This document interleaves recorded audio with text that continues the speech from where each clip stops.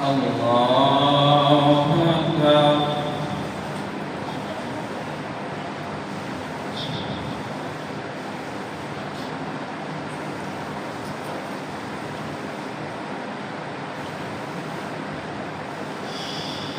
الحمد لله رب العالمين الرحمن الرحيم مالك يوم الدين إياك نعبد وإياك نستعين اهدنا الصراط المستقيم صراط الذين أنعمت عليهم غير المغضوب عليهم ولا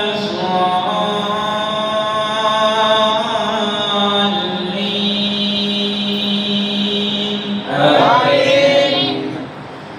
بسم الله الرحمن الرحيم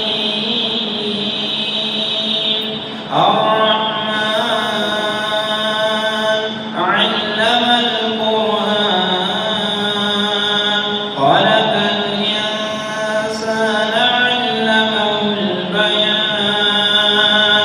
الشمس والقمر بحسبان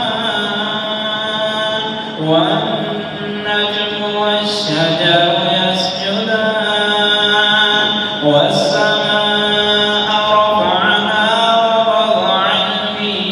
الميزان ألا تطغوا في الميزان وأقيموا الوزن بالقسط ولا تخسروا الميزان والأرض وضعها للأنام فيها فاكهة والنخل ذات الأكمام والحب ذو العصف والريحان فبأي آلاء ربكما تكذبان خلق الإنسان من صلصال كالفخار وخلق الجن من مارج من نار فبأي آلاء ربكما تكذبان رب المشرقين ورب المغربين فبأي آلاء ربكما تكذبان يخرج منهما اللؤلؤ والمرجان فبأي آلاء ربكما تكذبان وله الجوار المنشآت في البحر كالأعلام فبأي آلاء ربكما